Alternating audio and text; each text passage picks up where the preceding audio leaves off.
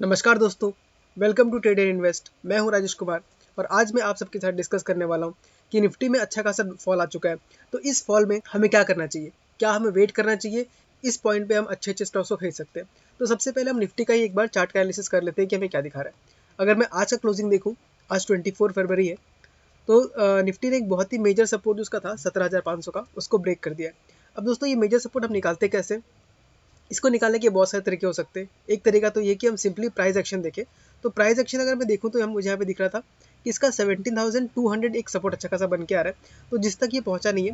और अगर मैं यहाँ पे देखूँ तो नॉर्मली 200 डेज का जो डीएमए होता है वो भी एक बहुत स्ट्रॉन्ग सपोर्ट की तरह काम करता है। तो यहाँ पे मुझे दिख रहा है कि जो येलो लाइन है जो कि 17,376 के आसपास है, तो यहाँ पे बहुत ज़्यादा चांसेस है कि ये सपोर्ट लेगा और वापस रिवर्स मारना चाहिए।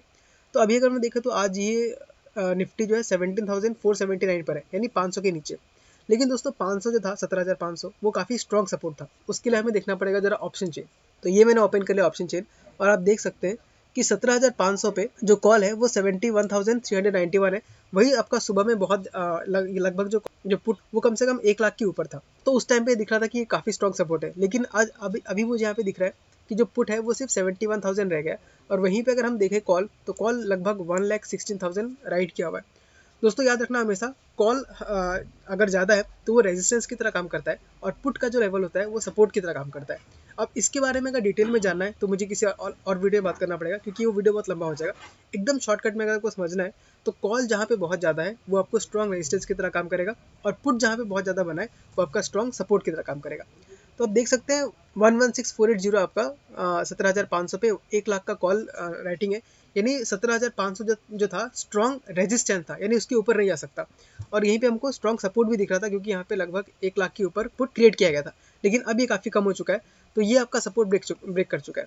अब इसका नेक्स्ट सपोर्ट अगर देखने का ट्राई करें निफ्टी का, तो हम यहाँ पे देखेंगे 80,000 के आसपास हमको यहाँ पे दिख रहा है, जो कि 17,400। तो जो नेक्स्ट इसका सपोर्ट है वो 17,400 है।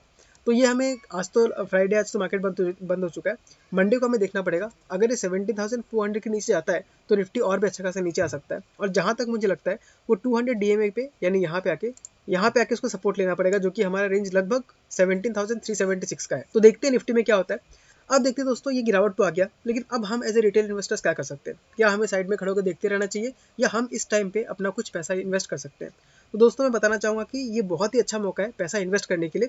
हाँ, सारा पैसा इन्वेस्ट मत कीजिए, लेकिन कुछ अमाउंट, अच्छा खासा अमाउंट आप इन्वेस्ट कर सकते हैं। तो देखते हैं पहले किस किस चीज़ में इन्वेस्ट कर सकते हैं। तो ये देखने के लिए आपको पहले समझना पड़ेगा कि ईटीएफ का इन्वेस्टिंग का स्ट्रेटेजी कैसा है। अगर आपने वो वीडियो नहीं देखा तो मैं वीडियो के लास्ट में वो वीडियो लगा दूंगा, आप वो जाकर देख लीजिएगा। लेकिन मैं डायरेक्टली बताता हूँ करना क्या है। जब भी इंडेक्स में 10-15% या 5% का फॉल आता है तो बहुत ही अच्छा मौका होता है उसमें एक लमसम अमाउंट इन्वेस्ट करने के लिए।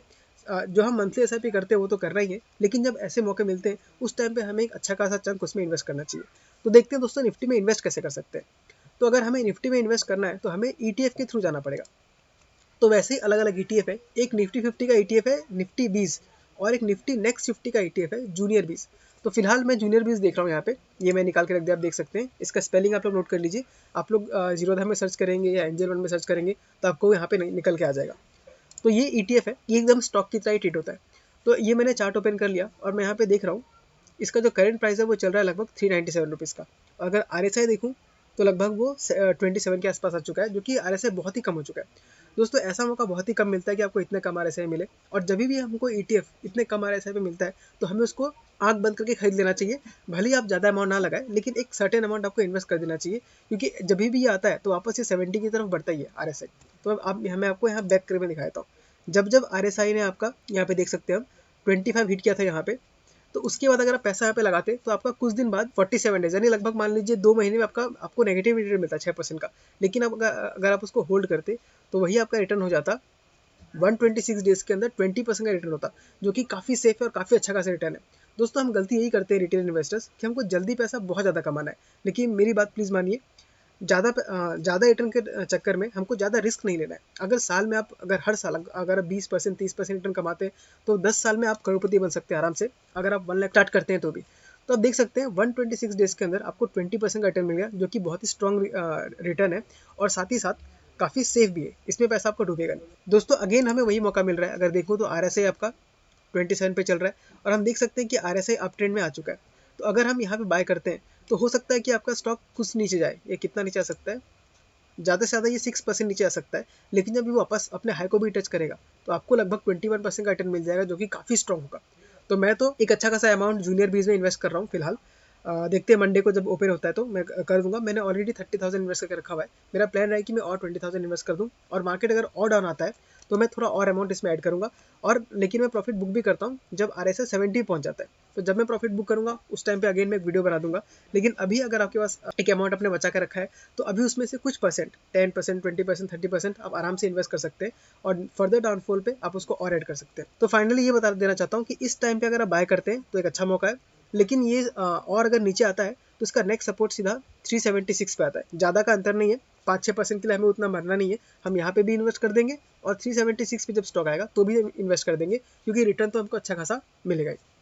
ठीक है दोस्तों, आज के लिए बस इतना ही। मिलते हैं अगले वीडियो में, तब तक के लिए tata bye bye, take care.